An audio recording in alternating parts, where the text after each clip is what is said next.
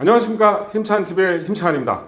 요즘 부동산 경기가 말이 아니죠. 연준에서 인플레이션 억제하려고 금리를 인상하고 있고, 러시아와 우크라이나가 아직도 전쟁 중이고요. 전 세계가 많은 돈을 풀어서 생긴 인플레이션을 잡기 위해 금리 인상으로 대처하고 있는데요. 현재 아파트 가격은 계속 하락하고 있습니다. 강남도 몇 억씩 빠지고 있고, 강북도 마찬가지고요.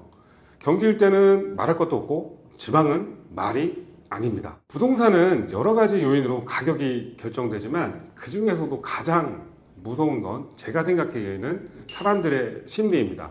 경제 상황과 정치 상황도 중요한 부분이지만 대중 심리가 하락으로 바뀌고 매스컴에서도 나오는 뉴스나 기사가 더 많은 사람들의 심리를 부추깁니다.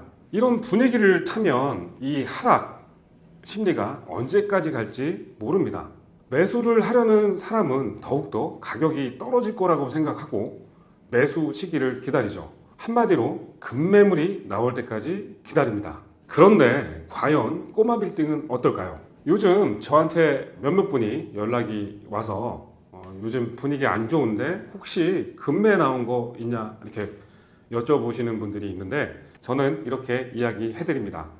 아직은 없습니다. 우리가 아는 부동산은 대부분 아파트 가격이 올랐냐 내려갔냐 이 기준으로 얘기를 많이 하는데요. 아파트 가격이 많이 떨어지면 부동산 가격이 전체적으로 떨어진 줄 알고 있습니다. 대부분 사람이 그렇게 알고 있죠. 하지만 꼬마 빌딩은 아파트 시장과는 근본적으로 다릅니다. 아파트는 주거 목적이 대부분입니다. 부동산 투자를 또 손쉽게 할 수 있어요. 웹에 들어와서 보면 직접 임장을 가지 않아도 시세랑 층수 이런 것만 보고도 투자가 가능하죠. 지난 수년간 경제 상황이 안 좋아 수도권에 아파트 공급이 안 되었고 사람들은 많이 풀린 유동자금과 저금리를 통해서 많은 사람들이 아파트로 돈을 벌었다 이런 얘기가 많이 나왔습니다. 그런데 꼬마 빌딩은 아파트 시장과 똑같을까요? 그렇지 않습니다. 지역, 같은 지역이라고 해도 같은 라인이라고 해도 건물이 코너에 있는지 도로를 끼고 있는지에 따라 다르고 입지, 신축이냐 아니냐 임대료가 얼마나 나오냐 여러 가지 조건에 따라 건물 가격이 다르게 나옵니다. 꼬마 빌딩을 투자하는 사람들은 과연 누굴까요? 최근엔 젊은 부자들도 많이 투자를 했습니다. 주식 투자를 해서 부자가 된 사람들이나 아니면 코인으로 돈을 많이 벌었던 분들도 있었고요. 하지만 아직까지도 꼬마 빌딩 투자는 어느 정도 여유가 있는 사람들이 투자를 많이 합니다. 본인 살 아파트나 집이 있고 나머지 이제 여윳돈이 있는 사람이 투자를 이제 대부분 많이 하시는데요. 보통 4억이나 노후 대비로 투자하는 분들이 대부분입니다. 그래서 주요 지역에서도 메인 건물들은 경기가 어려워도 매물이 나오지 않는 이유입니다. 강남, 마포, 용산, 송동구에 있는 메인 건물의 소유자는 예전부터 부자이거나 또 돈을 잘 버는 사업가이거나 대부분 우리나라의 상위 몇 프로에 있는 사람들이 갖고 있는 건물들이 대부분입니다. 그럼 주요 지역에 있는 꼬마 빌딩 급매가 정말 안 나올까요? 나올 수 있습니다. 다시 IMF가 온다면 급매가 나옵니다. 망하는 대기업들이 나오기 시작하면 주요 지역 건물들이 급매가 나올 겁니다. 하지만 지금의 우리나라 경기 상황은 그 정도까지는 아닙니다. 대기업이 망하거나 이 정도까지는 아니죠. 또 자식이 사업을 하다 망해서 급전이 필요하거나 아니면 갑작스러운 죽음으로 증여나 상속 준비를 하지 않아서 나오는 매물이 이제 급매로 나올 수 있는데요. 이런 일들이 몇 년 전에는 종종 있었어요. 하지만 요즘은 어떨까요? 주요 지역 메인 건물을 갖고 있는 건물주가 과연 그 건물 하나밖에 없을까요? 보통 부자들은 건물이 몇 개입니다. 자식들이 사업을 하다 망하게 된다 해도 주변에 능력 있는 세무사, 회계사, 변호사 이런 분들이 이미 재산 포트폴리오를 다 마련해 두었어요. 현금이나 주식이나 부동산 이런 식으로 다 마련을 해 두었습니다.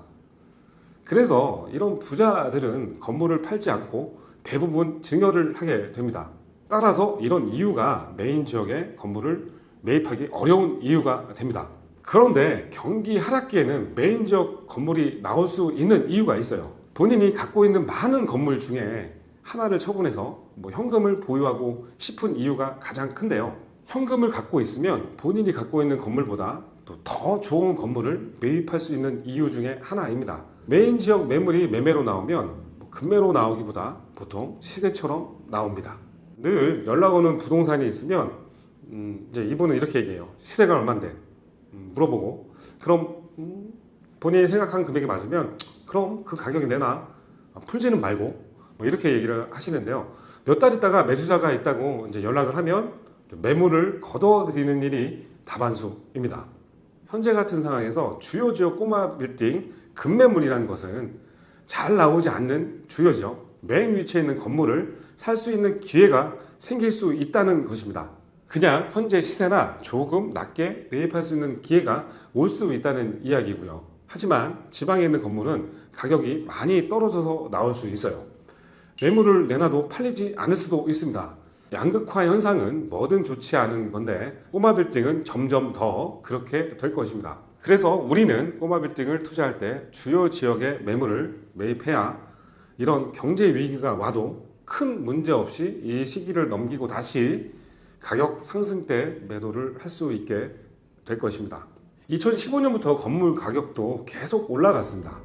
주요 지역 매입한 건물주는 이 시기를 잘 넘어갈 수 있을 것이고 그렇지 않은 지역에 매입을 했던 분들은 힘든 시기가 될 수 있을 겁니다. 이 시기가 꼬마 빌딩의 옥석을 가리는 시기가 될 것입니다. 오늘은 급매물이 나왔냐고 몇몇 분이 이렇게 문의를 해서 이런 얘기를 했고요. 아직까지 주요 지역의 매물은 급매물은 없습니다. 다시 IMF가 오거나 세계 공황 정도가 오면 주요 지역 메인 건물이 급매로 나올 것입니다. 하지만 이 시기는 잘 나오지 않는 위치에 건물을 매입할 수 있는 좋은 기회가 될 것입니다.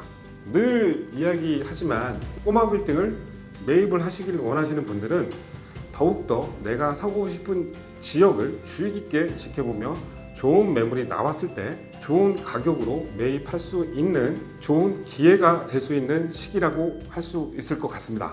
자, 오늘 방송은 여기까지 할 거고요. 다음 시간에 더 좋은 내용으로 찾아뵙도록 하겠습니다. 고맙습니다.